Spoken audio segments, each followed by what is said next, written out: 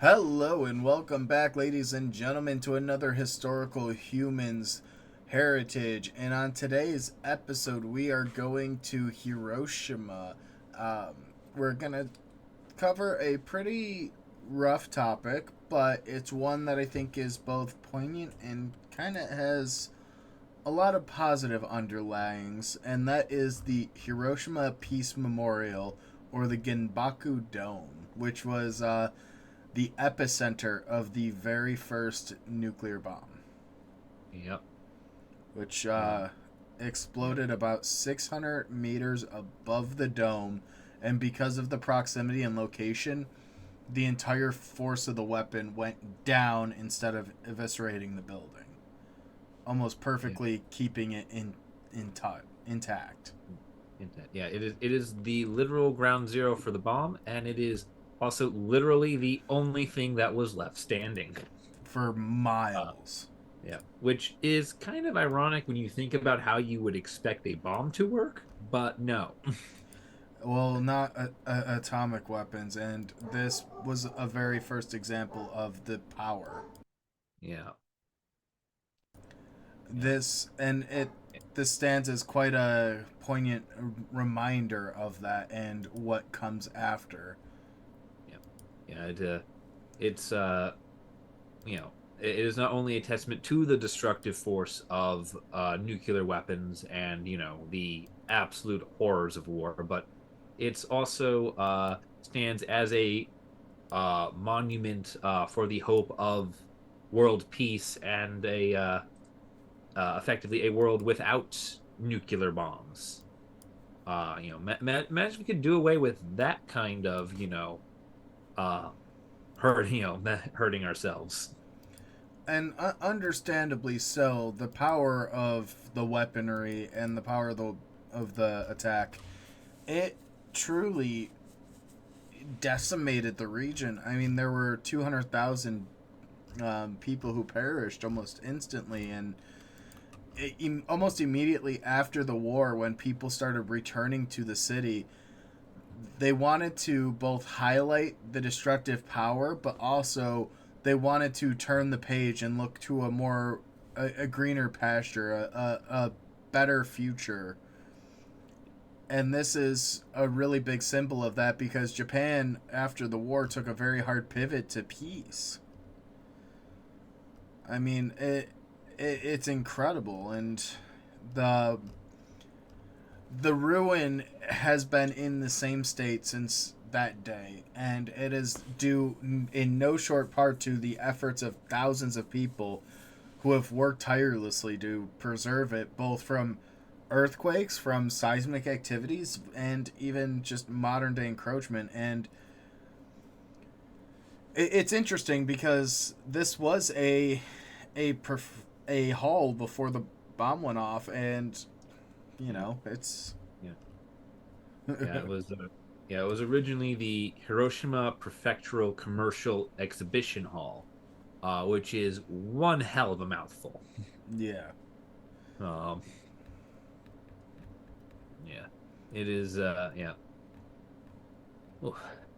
Um, One of the uh, interesting things about it is the authenticity with it. There were three major conservation projects which worked to reinforce it, to keep to keep it together and to keep it still. Like you can see from the image I have pulled up here that there's bracing now on the inside just to hold it steady and keep it in place because it did get destroyed. I mean, the building was decimated, all the structural support, but yeah, it stands a testament to the resiliency of people, to the possible better outlook, and it was not only designated a UNESCO heritage site, but it was designated as a part of the Hiroshima Peace Memorial Park with the buffer zone. And yeah, the buffer zone for this site is massive. It is 42.7 hectares, which is it's huge. It's a good solid portion of what used to be the town of Hiroshima. Um, and that buffer zone has been, like Justin said, designated the as the memorial park. Which the buffer zone itself doesn't prevent developments. What it means is that they want to mandate building height, alignment, colors, materials, advertisements, as to not impede the setting or function of it, and to really keep it in a Yeah, yeah, pretty similar state. yeah. For example, I guarantee you, you could not put a billboard up for Fallout in this area. No, but they actually do have a building not too far away from this area that is very beautiful. It's a large high rise, but it's got this glass facade that has images of swan cranes, or crane origami, not swans, crane origami, and it's supposed to be representative of the future. And there was one person who made thousands of them. Well, now it's a collaborative project where when you go visit this center, they teach you how to make these cranes, and you can deposit it as a part of this glass facade, and it's filled up with hundreds of thousands of cranes from people all over the world. Yeah, I believe the Japanese tradition is that if you make 1,000 of them, you are granted a wish. And so this is more or less a collaborative effort from all the people who visit to wish for, world peace, or at the very least, something like this never ever having to happen again. Yeah, because it decimated everything nearby. There was a hospital that was eviscerated, and the story of the hospital is honestly a really, really sad one, because everyone perished. But the main doctor who ran the practice, him and a nurse were attending a surgery out of town, and they were the only two to survive. Yeah.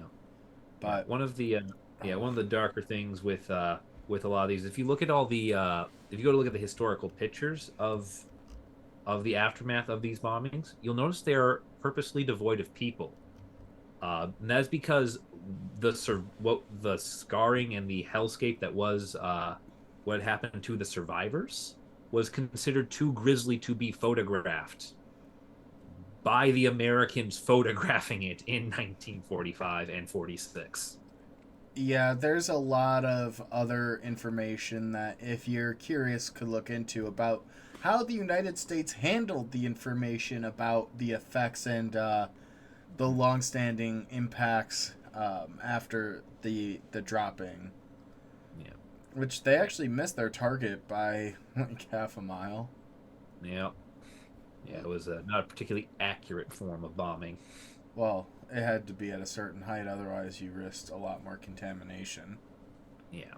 But yeah, just thought this was kind of a somber one to talk about. I'd seen a video on YouTube by Chris Broad in Japan, who visited the site and talked about the history. So figured it was relevant, and it very much is a poignant side, and it highlights that history will be dark. History can be very gruesome, but that there is a silver lining, that there is a positive, that there can be a better future coming from it.